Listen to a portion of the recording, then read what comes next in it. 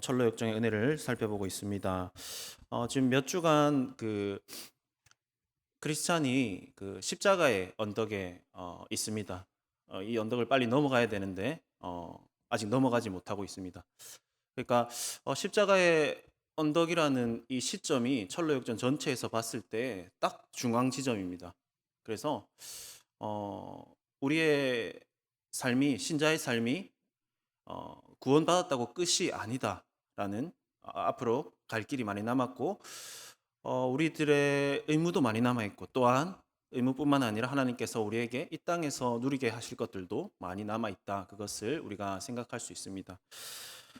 어, 십자가 언덕을 몇 주째 넘어가지 못하고 있는 것은 그냥 십자가를 우리가 쉽게 넘어가면 되나 뭐 그런 것이 아니라 이 지점에서의 너무나도 중요한 교리들과 은혜들이 너무나도 풍성하게 있기 때문입니다. 크리스찬이 십자가 언덕에까지 가기 위해서는 지나가야 되는 길이 있었는데요. 그 길의 이름이 왕의 대로입니다. 이 왕의 대로라는 길을 꼭 지나가야 했습니다. 이 왕의 대로는 경사가 굉장히 높고 험준한 길입니다. 그리고 이 길의 양쪽에는 아주 높은 담이 쭉 쳐져 있는데요. 이 담의 이름은 구원입니다. 이 높은 담의 이름이 구원이라는 이 사실이 의미하는 것은 첫 번째로 이 구원의 담이 크리스찬으로 하여금 세상으로 눈을 돌리지 않도록 해준다는 것입니다.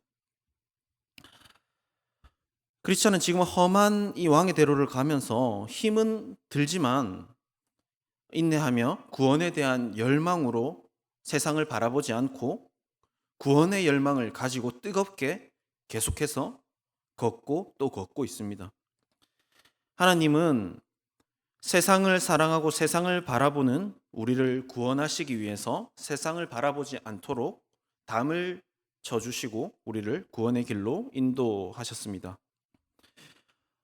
세상에 좋은 것이 얼마나 많습니까? 만약에 하나님이 이 구원이라는 담을 쳐주시지 않았다면 우리는 그 세상과 비교할 수 없는 구원과 영생과 하나님 나라의 그 가치를 바라볼 수가 없었을 것입니다.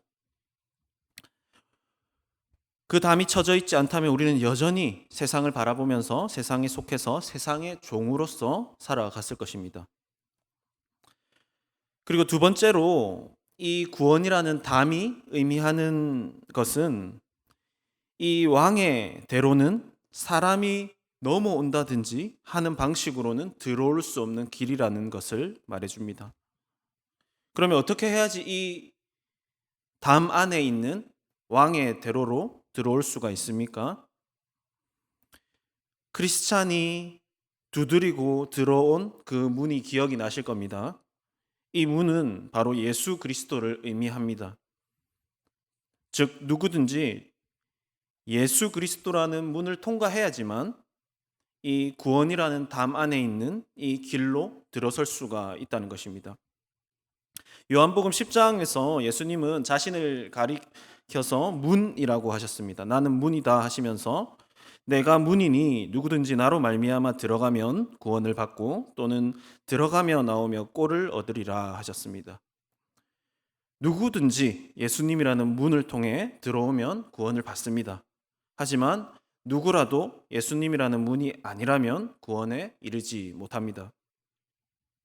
기독교를 이기적이라고 하는 사람들이 참 많습니다. 왜냐하면 예수님을 통해서만 구원을 받느냐는 겁니다. 이 종교도 인정해주고 저 종교도 인정해줘야 하는 것 아니냐 하는 것입니다.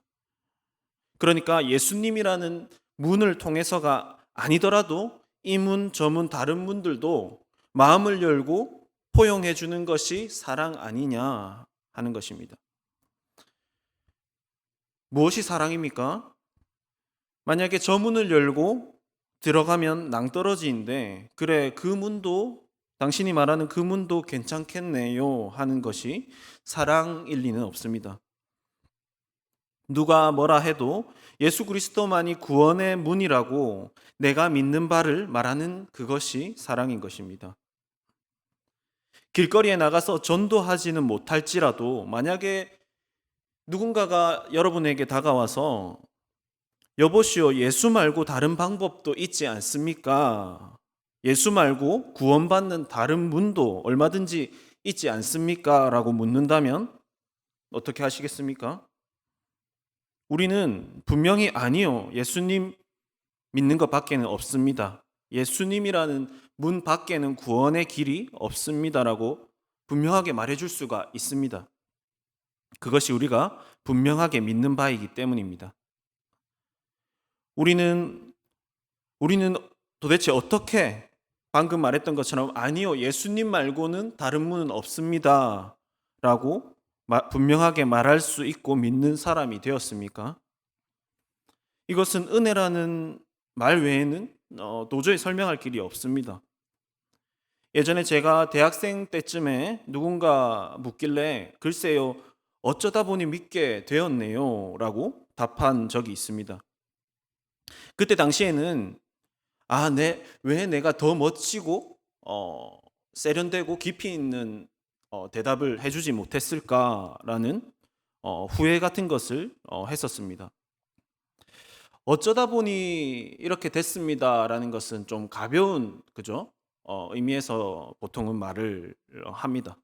하지만 제가 지나고 나서 곰곰이 생각해보고 또 지금도 생각해보니까 내가 믿게 된 이 은혜를 표현하는 데 있어서 어쩌다 보니 이것만큼 또 적절한 말도 없다는 그런 생각이 듭니다.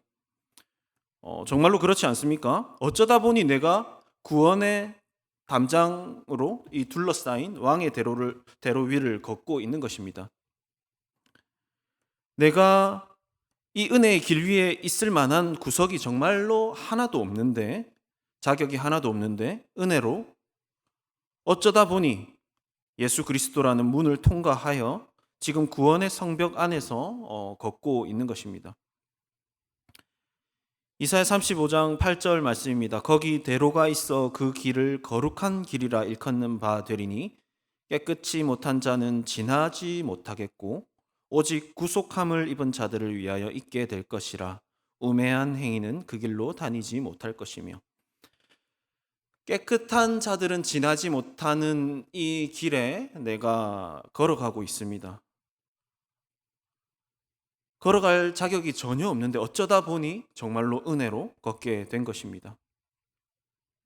우리는 구원의 성벽 안에서 지금 걷고 있습니다. 우리가 어떤 일을 겪든지 간에 어쨌든지 우리는 구원의 성벽 안에서 걷는 중에 어려움이든 즐거움이든 겪는 것입니다.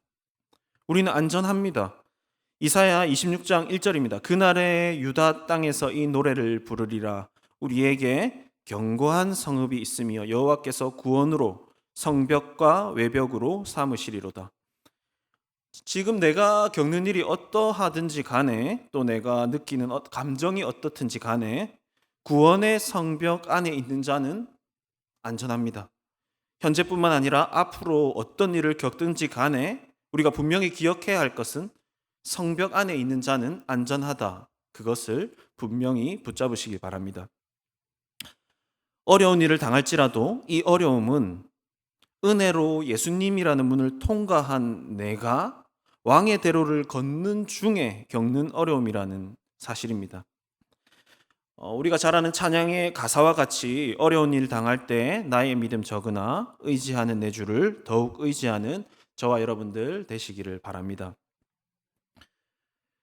여행을 하다가 어려움을 당한 경우를 한번 생각해 보시기 바랍니다. 어려움을 당한 곳이 우리나라인 경우와 또 그게 아니라 생판 모르는 어떤 나라에서 여행을 하다가 어려움을 당하는 것에는 굉장히 큰 차이가 있죠. 말도 안 통하고 도움을 청할 사람도 없는 그곳에서 어려움을 당하는 것과 그래도 말이 통하고 전화하면 당장 달려와서 도와줄 사람이 있는 곳에서 당하는 어려움은 분명히 큰 차이가 있습니다. 이것은 영적인 차원에서도 마찬가지입니다. 내가 어려움을 당할지라도 내가 있는 이곳이 내가 충분히 도움을 받을 수 있는 하나님 나라라는 그 사실을 정말로 믿는 사람과 그렇지 못한 사람은 완전히 다른 차원에서 살아갈 수밖에 없습니다. 정말로 나를 도와주시는 하나님이 내 곁에 계시다는 사실을 선명하게 인식하며 사는 사람과, 반대로 마치 하나님은 교회에만 계시고 예배할 때 감동을 주시는 분 정도로만 여기는 사람은 같은 땅을 딛고 살아가고 있지만 분명히 다른 차원에서 살아가는 것입니다. 내가 살아가는 이 땅이 실제로 하나님의 도움을 받을 수 있는 하나님 나라임을 믿으시기 바랍니다. 오늘 이 시간에 나는 방금 말씀드렸던 이러한 현실 인식을 가지고 있는가, 그것을 스스로 돌아보는 시간이 되시면 좋겠습니다. 하나님이 나의 도움이시라는 그 인식이 만약에 희미하다면 나의 눈을 열어서 하나님이 나의 도움이시라는 사실이 선명하게 해달라고 기도하시기 바랍니다. 엘리사의 종 게하시의 눈이 번쩍 열린 그 장면이 기억하실지 모르겠습니다. 엘리사가 하나님께 기도를 하자 적군 앞에서 막 벌벌 떨고 있는 그의 종 게하시의 영적인 눈이 열리게 됩니다. 눈이 열려서 하나님께서 불말과 불병거가 그 앞에 있는 적군과는 비교할 수 없을 정도로 어마어마한 하나님의 불말과 불병거가 산을 다 꽉 채워서 둘러싸고 있는 것을 게하시가 보게 됩니다. 기도할 때 저는 그렇게 기도합니다. 그 게하시의 눈을 열어주셨던 것처럼 내 눈이 열리게 하여 주십시오. 그런 기도를 자주 합니다. 기도하실 때 우리의 눈이 열리기를 바랍니다. 기도하실 때 우리를 둘러싸고 있는 하나님의 불말과 불병거를 보게 되시기를 바랍니다. 크리스찬이 왕의 대로를 인내하고 걷고 또 걸어서 십자가의 언덕에 이르게 되었습니다. 그리고 크리스찬이 십자가를 바라봅니다. 바라보자 등에 있던 그 무거운 죄의 짐이 툭 하고 떨어져 나갑니다. 떨어져 나간 이 죄의 짐은 대굴대굴 굴러서 저 아래 무덤으로 들어갑니다. 크리스찬이 한 것은 무엇이죠? 크리스찬은 그저 십자가를 바라보았을 뿐입니다. 그저 바라보았을 뿐인데 그간 온갖 노력을 해도 벗을 수 없었던, 아니 노력을 그가 하면 할수록 더더욱 무거워졌던 죄의 짐이 떨어져 나간 것입니다. 그가 바라보자 죄의 짐이 떨어져 나간 이 장면은 오늘 읽은 민수기에 기록된 이 노뱀 사건을 떠오르게 하는 장면입니다. 이스라엘 백성들은 40년 긴 시간 동안 광야에서 하나님의 은혜를 경험하고 훈련을 받았습니다. 그리고 이제 약속의 땅을 바로 눈앞에 둔 그런 시점입니다. 이제는 노예 근성을 좀 벗고 하나님의 군대, 하나님의 백성으로서 마지막 그 시간을 조금만 더 잘 보내면 좋으련만 원하는 길로 가지 못하는 상황이 생기자 하나님을 원망하기 시작합니다. 21장 5절 우리 함께 읽어볼까요? 시작. 백성이 하나님과 모세를 향하여 원망하되 어찌하여 우리를 애굽에서 인도해내어 이 광야에서 죽게 하는가? 이곳에는 먹을 것도 없고 물도 없도다. 우리 마음이 이 하찮은 음식을 싫어하노라 하매. 광야를 출발하는 그 처음부터 해서 40년이나 지난 지금에 이르기까지 똑같은 원망을 합니다. 왜 애굽에서 우리를 꺼내어내어서 이 광야에서 죽게 하느냐? 이 원망을 끊임없이 하는 것을 볼 수 있습니다. 이 장면에서 우리가 생각해야 될 것은 남이든 내 자신이든지 간에 불평을 할 때에 그 입에서 나오는 말이 사실이 아닐 경우가 굉장히 많다는 것을 우리가 잊지 말아야 할 것입니다. 도대체 누가 광야에서 그들을 죽게 한다는 말입니까? 여전히 하나님께서는 밤이면 불기둥, 낮이면 구름 기둥으로 그들을 지켜주고 계십니다. 또 40년 동안 거친 광야에서 그들의 신발과 의복이 하나도 닳지 않도록 그렇게 해주셨습니다. 지금 물이 없다, 먹을 것이 없다 하는 이 말도 사실이 아닙니다. 그들에게 물이 없지 않습니다. 40년 동안 끊임없이 그들에게 하나님께서는 물을 제공해 주셨습니다. 그들이 목말라 죽는 일은 없었습니다. 또 불과 얼마 전에 모세가 바위를 치자 바위에서 물이 쏟아져 나왔습니다. 그리고 그들에게 먹을 것이 없습니까? 그렇지 않습니다. 하나님께서 날마다 하늘에서 만나를 내려주셨습니다. 이 만나는 사실 생각해보면 엄청 귀하고 지금으로 따지면 엄청 비싼 것일 겁니다. 왜냐하면 정말로 이 만나에는 사람에게 필요한 온갖 영양분이 다 들어있는 것이기 때문입니다. 놀라운 하나님의 선물이죠. 그런데 백성들이 그 만나를 어떻게 평가하고 있습니까? 이 하찮은 음식을 싫어하노라 하매. 이것은 만나라는 음식 하나만을 이야기하는 것이 아니라 하나님이 과거부터 지금까지 계속 주고 계시는 그 은혜들에 대한 한마디의 그들의 숨길 수 없는 마음이 한마디의 평가로 나온 것입니다. 하찮은 음식을 싫어하노라. 지금 하나님의 은혜가 하찮다는 것입니다. 하나님이 베푸셨던 은혜, 그리고 지금도 베풀고 계시는 은혜를 우리가 당연하게 여기는 것에 매우 주의해야 합니다. 처음엔 은혜를 당연하게 여기는 정도로 시작하지만 여기 보시면 이스라엘 백성들이 어떻게 됩니까? 처음엔 당연하게 여기다가 이제는 심지어 하찮게, 하나님의 은혜를 하찮게 여기는 지경에까지 이르게 되는 것입니다. 하나님께서는 은혜를 하찮게 여기는 백성들에게 그 은혜를 거두어 가십니다. 은혜를 거두어 가신 것은 심판으로 나타납니다. 무슨 심판입니까? 독을 가득 품고 있는 사막의 불뱀들이 백성들을 물기 시작합니다. 사실 사막에는 이러한 어떤 불뱀이나 정갈들이 도처에 널려 있었습니다. 하지만 하나님께서는 지난 40년 동안 그 널려 있는 불뱀들로부터 백성들을 지켜주셨던 것입니다. 심판은 다른 것이 아니라 하나님이 베풀어 주고 계시는 그 은혜를 거두어 가시는 것입니다. 그들이 광야에서 더워 죽지 않은 것, 밤에 사막에서 얼어 죽지 않은 것은 당연한 것이 아니라 굉장히 큰 은혜였던 것입니다. 그들이 목말라 죽지 않고 굶어 죽지 않은 것, 그들의 옷과 신발이 해지지 않았던 것은 당연한 것이 아니라 굉장히 놀라운 것들이었습니다. 그들이 당연하게 여겼던, 하찮게 여겼던 하나님의 은혜가 중단되는 것, 그것이 곧 재앙이었습니다. 살면서 우리의 수입이 줄어드는 것보다 영적으로 은혜의 공급에 문제가 생기는 것이 더 시급한 문제입니다.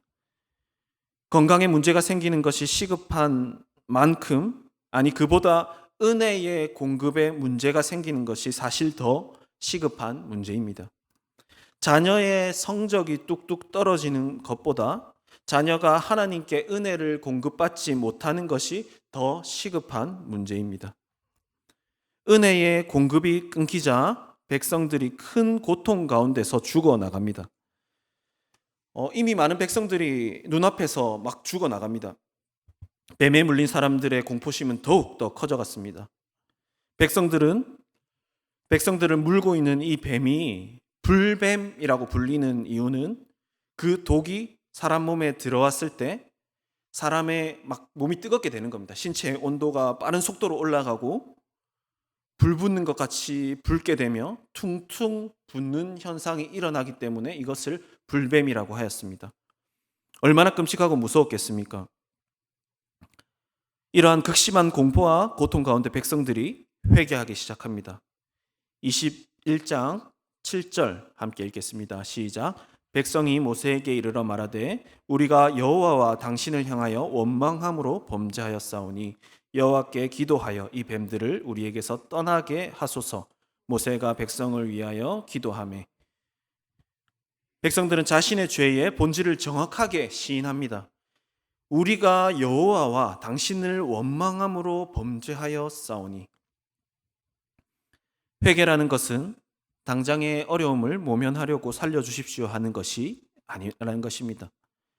성령께서 구체적으로 내 죄를 깨닫게 해주시고 인정하게 하시고 고백하게 하시는 그것이 회개라는 것입니다. 모세가 하나님께 우리 백성들 좀 살려주십시오라고 하나님께 기도합니다. 기도하자 하나님께서 모세에게 말씀하십니다. 8절 함께 읽겠습니다. 시작. 여호와께서 모세에게 이르시되 불뱀을 만들어 장대 위에 매달아 물린 자마다 그것을 보면 살리라. 하나님께서 구원의 방편을 주신 것입니다. 모세는 하나님의 방편에 순종해서 놋을 녹여서 뱀 모양을 만듭니다. 그리고 장대 위에 매달아 올립니다. 9절 우리 함께 읽겠습니다. 시작. 모세가 놋뱀을 만들어 장대 위에 다니 뱀에게 물린 자가 놋뱀을 쳐다본 즉 모두 살더라. 장대 위에 달린 놋뱀을 쳐다본 자들은 그 몸에 독이 빠지고 구원을 받습니다. 이 놋뱀을 쳐다본다는 것은 하나님이 주신 구원의 방편을 믿는다는 것입니다. 믿어서 쳐다본 것입니다. 믿음에 필연적으로 따르는 행위가 바로 쳐다보는 것입니다. 하지만 누군가는 쳐다보지 않았습니다. 지금 죽게 생겼는데 무슨 어디서 약초를 구하든지 입으로 독을 빨든지 해야지 무슨 지금 저런 뱀을 바라보라는 말이냐 하면서 쳐다보지 않았을 것입니다. 생각해보면 굉장히 이성적이고 합리적인 생각 아니겠습니까? 지금 움직이기도 힘든 상황에 조금이라도 체력을 비축하고 뜨거운 태양을 피해서 텐트에 누워 있든가 해야지 장대 위에 뱀을 쳐다보면 산다니 정말 이게 얼마나 이해할 수 없고 미련한 것이라 할 수 있습니까?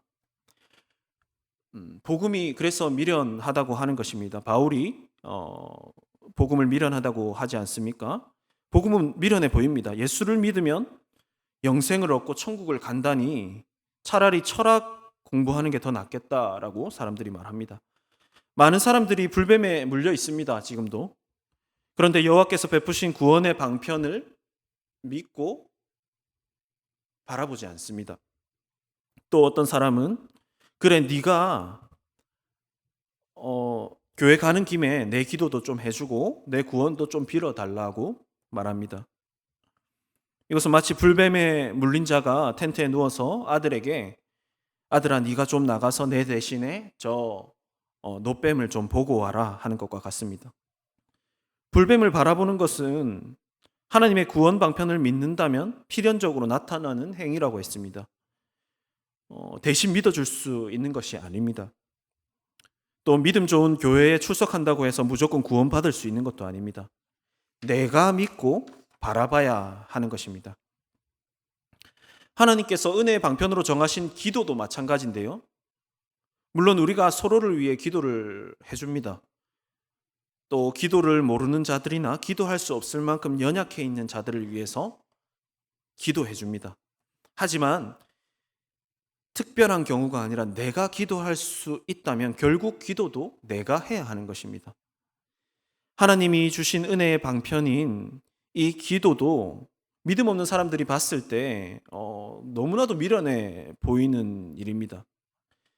새벽에 눈 비비면서 나와서 그 기도할 시간에 좀 더 자면서 체력을 비축해서 하루를 더 잘 보낸다든지 그 시간에 한 푼이라도 더 번다든지 그 시간에 공부를 더 하는 것이 지극히 합리적입니다.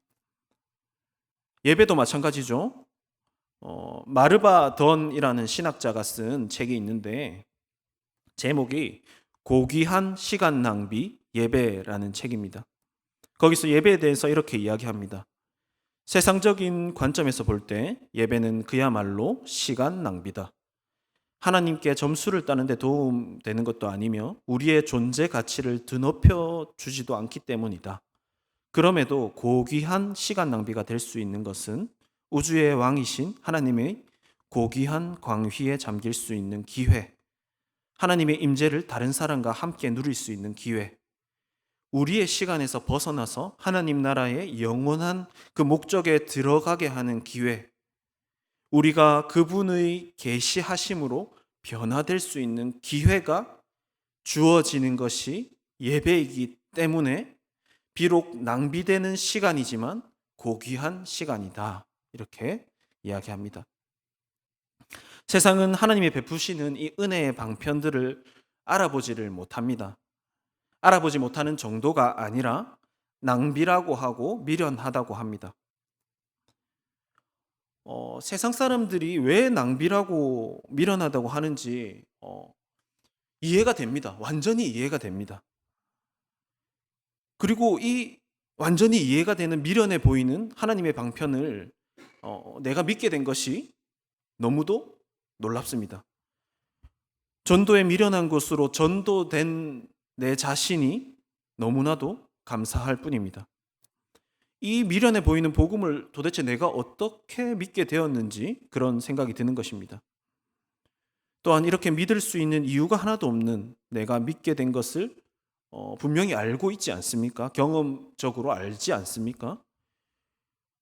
그렇기 때문에 믿을 이유가 전혀 없어 보이는 사람들, 전혀 믿을 수 없을 것 같은 사람들을 보면서 아, 그래, 아니지. 하나님이 하시면 하시는 것이지라는 확신이 들게 됩니다.